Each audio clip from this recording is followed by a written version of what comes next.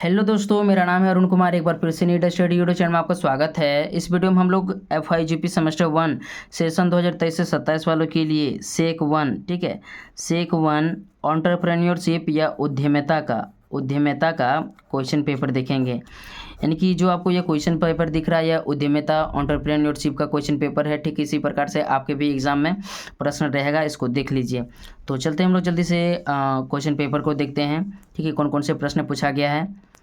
तो देखो, इसमें पहला प्रश्न आपका 5 प्रश्न रहेगा। पांचों प्रश्न एक एक अंक वाला होगा, जिसका उत्तर आपको कम से कम एक सेंटेंस या अधिक से अधिक 2 सेंटेंस में दे सकते हैं, ठीक है।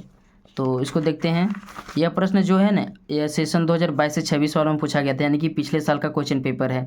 इसमें 3 घंटे का समय दिया गया था और मार्क्स इसमें 75 था, ठीक है। तो यह तो आपको पहले भी पता होगा, या क्वेश्चन पेपर देखेंगे उस समय आपको पता चल जाएगा। लेकिन आपको क्वेश्चन पता थोड़ी है ना कि किस प्रकार से प्रश्न पूछा जाएगा।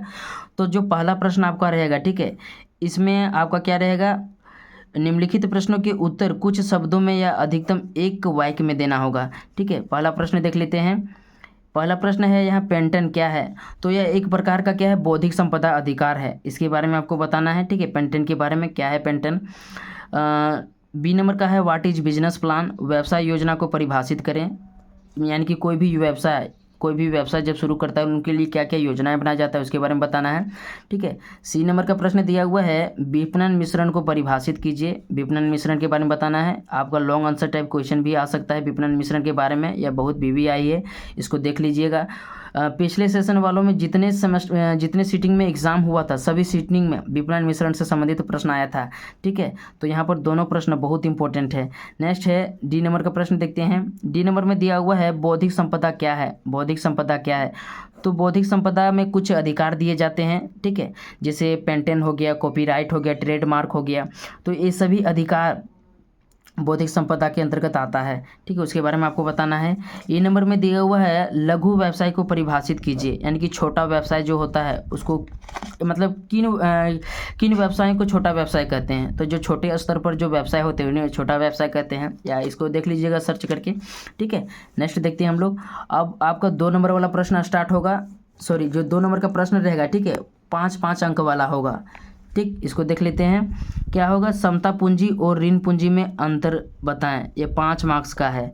इसका उत्तर आपको एक खड़ा पन्ना या आधा, ठीक है, एक पेज का आधा पेज में दीजिएगा तो आप मतलब उसका आंसर आपको मिल जाएगा, ठीक है। 5 अंक तो आपको मिल ही जाएगा।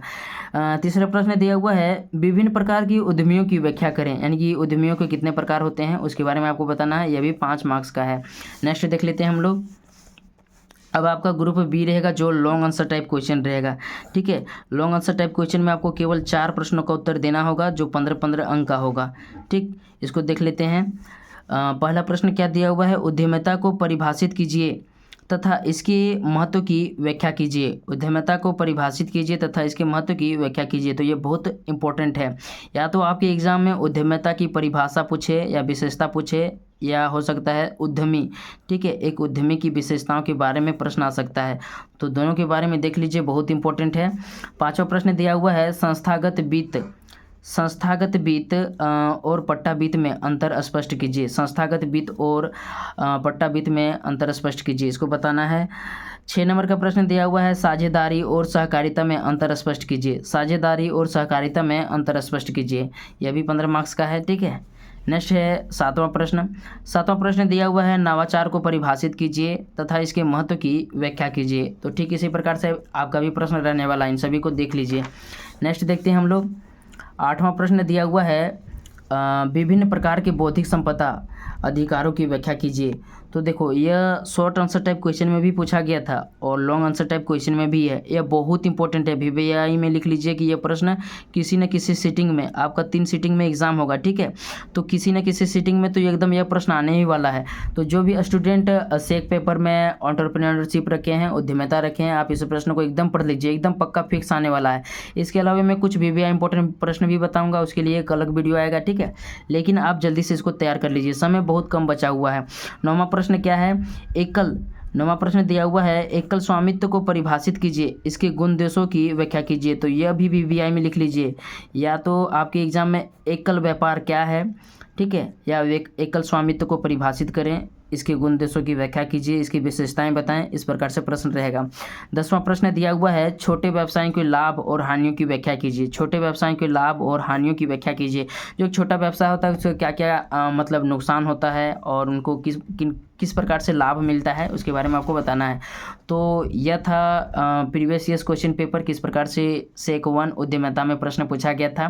ठीक है, इसको देख लीजिए। आशा करते हैं वीडियो अच्छा लगा होगा, तो कमेंट करके जरूर बताना। ठीक है, यदि न्यू व्यूअर हैं तो चैनल को सब्सक्राइब कर लेना, ताकि नेक्स्ट सेमेस्टर में और ज़्यादा आपका हेल्प होगा। मिलते हैं नेक्स्ट वीडियो में, तब तक के लिए धन्यवाद।